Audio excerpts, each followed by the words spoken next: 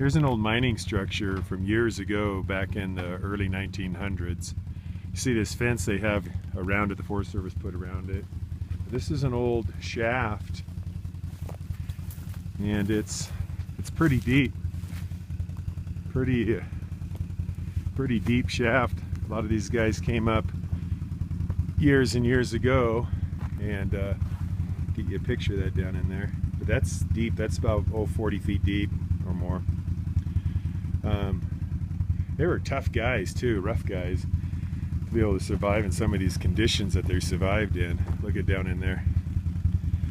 They would come in here and dig, and down at the bottom of this I'll show you a picture of some of the cabins and the structure of the community that was here. Right down in there, that's the shaft. It's down in there quite a ways. I'm glad they put a fence up or somebody could just walk right into it. But they would dig all this out, and it's you can see where the tailing piles are from processing the gold. But we're about 6,000 feet above sea level up here. This is a few miles up from Oro Grande, Idaho, which is a town, 50 miles or so from Grangeville. And here's a sign, talks about the prospectors. We're on the Gold Loop tour. Pretty interesting. They built a lot of the roads. They established a lot of schools around here, and this is the reason why people, came to Idaho and to the surrounding areas back in the gold rush days of the 1860s and into the 1900s. But anyhow, pretty interesting to see this. I'll show you a picture of some of the cabins, but this is just an interesting sight. Thought you might want to see it.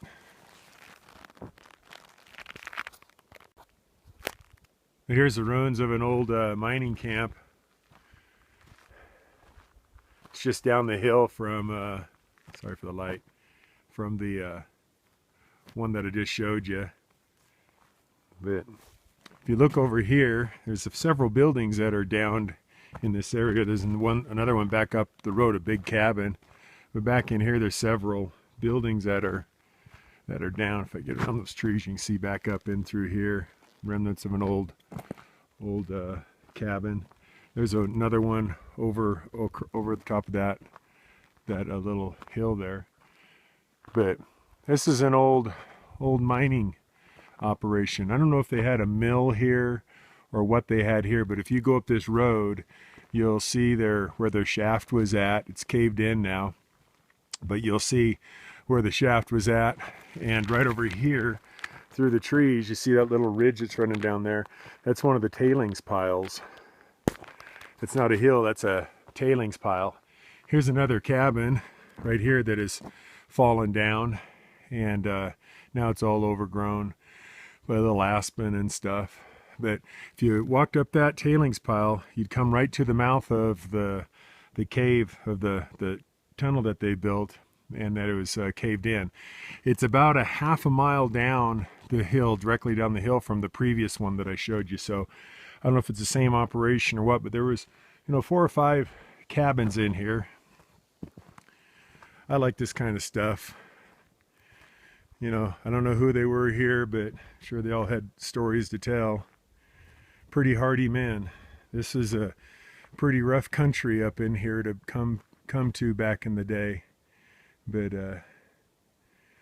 I just like history. There's my wife all bundled up on the ATV over there. If you follow this road down, you'll come to another mine shaft. Like I said, around the corner, several more buildings that are down. The biggest cabin, and what caught our attention, is up here around the corner. There's my wife. She's all bundled up today. It's cold. And the wind's blowing a little bit too, honey. Say hi. Hi. But back up here, you walk back up to the main road, and you can see down in off the road, right off the road, is what caught our attention. Was this another cabin? It's a pretty good sized structure. Actually spent a lot of time building it. There's some garbage pits down over here. I'm sure a lot of people have come up here with metal detectors and detected around the area. Right over here is a pit. This is probably back from the 30s. A pit that they put all their garbage in back. There's still their metal cans in there, all rusting away. Right here, that's a pretty good sized cabin there. This was the second biggest one of the little settlement here, and it's pretty dilapidated now, but I'm sure that this thing has some stories to tell. Wonder if these guys made it big. Wonder how much gold they found. What I'm going to do is I know where we're at here, so I'm going to go home and I'm going to get on Geocommunicator. I'm going to find out what mine it was that's up here, the name of it, because they still have them all marked on Geocommunicator, at least a good portion of them. And I'm going to find out, you know, the name of it, when it was mined. Maybe some of them are still active up in here, but this is on the Gold Pan Loop Road that goes from Dixie and around down through Oro Grande area, around the Elk City area, about 80 miles from Grangeville. But anyhow, I find it really interesting. It's history. I like prospecting, but I sure would like to know more about these prospectors also. See you later. Another interesting site on this Gold Pan Loop. This is the old Oro Grande community. It was founded in 1899. Oro Grande means coarse gold. And it talks about a hotel for all the miners that were traveling to and from Gospel Hump or Buffalo Hump. Right over there is the hotel, still standing there. Pretty interesting. I love this history. 1899, still standing. There's a picture of it right there. Two guys sitting on the front steps. Actually, there's a few more. Lady standing in the door. Wonder who they were. Wonder what stories they had. Nez Perce National Forest. There's another old miner shack in old Oro Grande. Pretty cool looking. There's a placer claims all up and down this creek, Oro Grande Creek. In fact, there's a sign up there that talks about one. River's across the road over there. There's a little campground. I don't know if you can have a claim on a National Forest campground, but they seem to. Anyhow, pretty interesting. Back at the turn of the century. There's the lovely wife standing in front of the door, all bundled up. Here's a mill site along the Gold Pan Loop. This was an old mill from 1932 to 1937. You can see the different miners' cabins up and down through here. One right behind me. One falling apart over there. Got some nice houses over here along the creek. But you can see that this was the Nome mine. It produced between 10,000 and 50,000 tons of ore.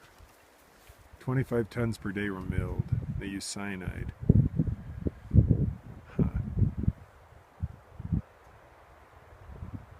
Pretty interesting. Shows a picture of the big dredge that dredged up all the tailings. Dredged up the gold out of the creek area and then left the tailings behind. There's a lot of tailings. You can see over there, there's tailings there. Tailings back in through here. It's tailings all up and down this creek. They pulled a lot of gold out of it. But anyhow, thought it would be interesting, just part of Idaho history. I not only like to prospect, but I like the history behind it. I'll talk to you later.